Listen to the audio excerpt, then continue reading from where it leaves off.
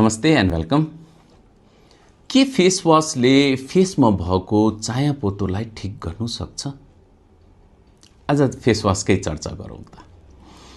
Face वाशको main जुन काम छ, एज यु नो, फेसमा भएको जति फोहोर मैलालाई छ त्यसलाई वाश गर्ने। तर फेस वाश कसरी डेभलप हुन्छ र के चाहिँ यसमा इम्पोर्टेन्ट फ्याक्टर छ त्यो बारेमा चाहिँ अझै धेरै डिटेलमा बुझ्नु जरुरी छ। फेस वाश जनरली चाहिँ दुईटा तरिकाले डिभाइड गरिन्छ। एउटा चाहिँ यसलाई टेक्सचर भनिन्छ या बनावट कसरी गरिन्छ भने चाहिँ, र अर्को हो त्यसको पर्पस के हो, थीम के हो। फर्स्ट जुन चाहिँ हामीले कुरा गर्यौं कि त्यसको टेक्सचर या बनावट के हुन्छ, त्यो अनुसार चाहिँ यसलाई 5 वटा डिफ्रेन्ट टेक्सचर्सहरुमा चाहिँ यसलाई डिभाइड गर्न मिल्छ। नम्बर 1, जुन फोम निस्किन्छ प्रेस गर्दाखेरि चाहिँ, जसलाई हामीले फोमिङ फेस वाश भन्छौं, that is also one of the kind of a face wash, जसले चाहिँ फेसमा भएको जति फोहोर मैला छ त्यसलाई निकाल्छ। यो फोमिङ फेस वाश भयो। Number 2, jail face wash. Jail face wash सबैभन्दा धेरै युज हुन्छ मार्केटमा। यसले स्किनलाई चाहिँ अफकोर्स जे फोहोरहरू छ त्यसलाई फाल्छ नै र स्किनलाई फ्रेस पनि बनाउँछ। नम्बर 3, यो स्पेशली क्रिमबाट चाहिँ बनेको चाहिँ फेस वाश हुन्छ, जसलाई चाहिँ हामीले क्रिम फेस वाश भन्छौँ। Cream face wash specially dry स्किन्सहरूलाई चाहिँ अलिक बेटर हुन्छ, किनकि यसले स्किनलाई चाहिँ ड्राई आउट गर्दैन, यसले चाहिँ इभन मोइस्चराइजिङ चाहिँ फिल गराउँछ है। त यो थर्ड टाइपको भयो। फोर्थ, जसलाई चाहिँ हामीले क्ले भन्छौँ या माटो भन्छौँ, त्यो तरिकाको पनि एउटा फेस वाश आउँछ, धेरैले देख्नु पनि भएको छ। यसले के क्लेम गर्छ नि, फेसलाई चाहिँ अझै राम्रोसँग चाहिँ जति फोहोर ओइलहरू छ त्यसलाई चाहिँ मजाले चाहिँ निकाल्छ र स्किनलाई चाहिँ सफा गर्छ भने चाहिँ फिफ्थ फेस वाश, जसलाई चाहिँ हामीले वाटरलेस फेस वाश भन्छौँ।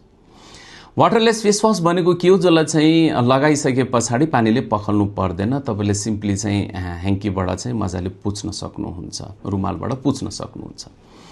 र यो यदि तपाईँ ट्राभलिङमा चाहिँ हुनुहुन्छ र पानीको चाहिँ कतैतिर चाहिँ तपाईले राम्रो सोर्सेस पाउनु भएन भने चाहिँ यो फेस वाशले चाहिँ तपाईलाई धेरै राम्रोसँग चाहिँ फेसलाई क्लिन अप गर्न चाहिँ मद्दत गर्छ। सो यो भयो चाहिँ हामीले चाहिँ यसको टेक्सचर्स माथि डिपेन्ड भएको चाहिँ फेस वाशेसको काइन्ड्सहरु। अब अर्को चाहिँ जुन छ त्यसलाई हामीले चाहिँ पर्पस भनेको छौं, थीम भनेको छौं, स्टोरी टेलिङ भनेको छौं, कि त्यो प्रोडक्टमा के छ भनेर बताइरहेछ। जस्तो यदि त्यो पिम्पलको हो भने चाहिँ त्यसले एन्टी एक्ने फेस वाश भनिरहेको छ है। त्यसरी चाहिँ यदि रिङ्कलको छ भने एन्टी रिङ्कल फेस वाश बन्ला। कसैले चाहिँ आफ्नो प्रोडक्टमा चाहिँ फेस वाशमा ब्ल्यामेसेसको लागि राखेको छ, पोतोको लागि चाहिँ जाने ट्रिटमेन्ट्सहरु राखेको छ, प्रोडक्ट्सहरु इन्ग्रेडिएन्ट्सहरु चाहिँ राखेको छ भने चाहिँ अफकोर्स त्यसलाई चाहिँ एन्टी ब्ल्यामेसेस फेस वाश भनेर चाहिँ भन्ला। कसैले सेन्सिटिभ स्किन्सको लागि चाहिँ भन्ला, कसैले ओइली स्किन्सको लागि भन्ला। So what is your purpose, त्यो चाहिँ क्लिन हुनुपर्ने चाहिँ या त्यसलाई चाहिँ राम्रोसँग बुझ्नुपर्ने चाहिँ जरुरी छ। कतिजनाले फेस वाश चाहिँ फ्रेग्रेन्सको कारणले चाहिँ लिन्छ, कतिले फ्रुट्सहरुको कारण लिन्छ। This is not the theme. तपाईले आफ्नो फेस के हो, के टाइपको हो, के प्रब्लम छ त्यसलाई लिने र साथमा चाहिँ त्यसको टेक्सचर्सहरु के छ त्यो अनुसारको चाहिँ यसको मिक्सिङ गरेर चाहिँ आफ्नो दिमागबाट चाहिँ यसलाई चाहिँ प्रोडक्टहरुलाई चाहिँ लिने। फाइन। प्रोडक्टहरु जति चाहिँ मार्केटमा अवेलेबल छ यो दुईटा तरिकाको छ। Of course as you knew, एउटा चाहिँ जुन मेडिकल पर्पसहरुमा चाहिँ या मेडिकल प्रिस्क्रिप्सन्सबाट चाहिँ आउँछ त्यो डिफ्रेन्ट फेस वाशहरु चाहिँ छ भने, कतिवटा फेस वाशहरु चाहिँ यस्तो छ जुन चाहिँ हर्बल ओरिएन्टेडको छ र तपाईले आफैले चाहिँ फेस वाशलाई चाहिँ किन्न सक्नुहुन्छ है। आफैले किन्दाखेरि चाहिँ अझै धेरै चाहिँ ध्यान दिनुपर्ने चाहिँ जरुरी चाहिँ हुन्छ। ओके, फेस वाशलाई चाहिँ ओभर युज गर्नु चाहिँ हुँदैन। ओके, बिहान साँझ 2 खेप it is more than enough. 2 खेप चाहिँ युज गर्नुपर्छ, that is compulsion. Okay, face वाशले आफ्नो भएको चाहिँ जति प्रब्लम छ त्यो प्रब्लमलाई पनि सल्भ गरेर चाहिँ जति फोहोर मैलाहरू छ त्यसलाई पनि चाहिँ यसले चाहिँ सफा गरिदिन्छ। फेस वाशेसहरु चाहिँ जर्नली चाहिँ कतिवटा यस्तो फेस वाश हुन्छ जसमा चाहिँ हाई लेभल्स अफ सल्फेट्सहरु चाहिँ एड अन गरेको हुन्छ। हाई लेभलको सल्फेट्सहरुले चाहिँ स्किनमा भएको चाहिँ जति ओइल छ या चाहिँ बेरियर, स्किन बेरियर लेभल भन्छौं त्यसलाई पनि ब्रेक गर्दिएको कारणले चाहिँ स्किनले इरिटेट फिल गर्ने चाहिँ हुन्छ। कसैको फेस वास तपाईँलाई थाहा नै छ, फेस वास गरेर चाहिँ पिम्पल आयो अरे हो, फेस वास युज गरेर स्किन चाहिँ ड्राई भयो, इची भयो, सेन्सिटिभ भयो, इरिटेट भयो। त यो थिमहरूसँग नमिलेर र आफ्नो स्किन टाइप के छ त्यो चिजसँग नमिलेर यस्तो पनि हुनसक्छ। फाइन, त फेस वास किन्दाखेरि थोरै चाहिँ होस चाहिँ पुऱ्याउनु चाहिँ पर्छ है। धेरैजनाले चाहिँ अफकोर्स मैले भने नि अब केही फ्लावर छ, म्याङ्गो छ अरे, म्याङ्गो मलाई मनपर्छ भनेर किन्नुहुन्छ। This is not like that, this is not like that है। फेस वास अगेन किनकि यसले ट्रिटमेन्टमा काम गर्छ त यसलाई त्यो पर्पजमा चाहिँ लिनु पर्यो, या कसैले चाहिँ रिकमेन्ड गरिराखेको छ भने चाहिँ र उहाँलाई चाहिँ जसले चाहिँ एक्सपर्टले चाहिँ रिकमेन्ड गरेछ भने अफकोर्स तपाईँको यो चिजलाई चाहिँ स्टडी गरेर रिड गरेर चाहिँ उहाँले दिइराख्नु भएको छ। कम्पलसरी फेस वासलाई चाहिँ युज गर्नुपर्ने चाहिँ त्यो तपाईँको दायित्व भयो के ल।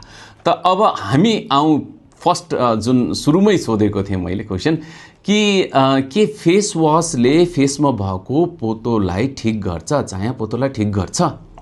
The answer is yes, answer is yes. किन? अघि मैले भने जस्तै चाहिँ फेस वासको पर्पज हुनुपर्छ जुन फेस वासमा एन्टी ब्लेमिसेस लेखेको चाहिँ छ त्यसले फेसमा भएको पोतोलाई ठिक गर्छ। ओके, र यदि तपाईँले मलाई सोध्नुहुन्छ कि कुन एन्टी ब्लेमिसेस फेस वास चाहिँ सबैभन्दा राम्रो छ जसले चाहिँ पोतोलाई ठिक गर्छ, सो आई क्यान रिकमेन्ड एउटा धेरै राम्रो कम्पनी छ जसलाई चाहिँ बियोन्ड बेसिक्स बाई नाज भनिन्छ। यसको यो product, the product is in market since long, धेरै राम्रोसँग चाहिँ यसले पोतोलाई ठिक गरेको चाहिँ भेटेको चाहिँ छौँ र धेरैजनाले यसलाई चाहिँ रिकमेन्ड गर्छ। कारण किनकि यसमा दुईटा चिज चाहिँ छ। नम्बर वान, यसको चाहिँ जुन पर्पस छ यो क्लियर छ कि यसले के काम गर्छ र यसले के काम गर्छु भनेर भनिरहेको छ, त्यो यसले चाहिँ काम गर्छ। मिन्स फेसमा भएको पोतोलाई, चायालाई यसले निकालिदिन्छ, चाया पोतोलाई निकालिदिन्छ या चाहिँ सफा गरिदिन्छ र बढ्न दिँदैन। यसको जे पर्पस छ त्यसले गर्यो।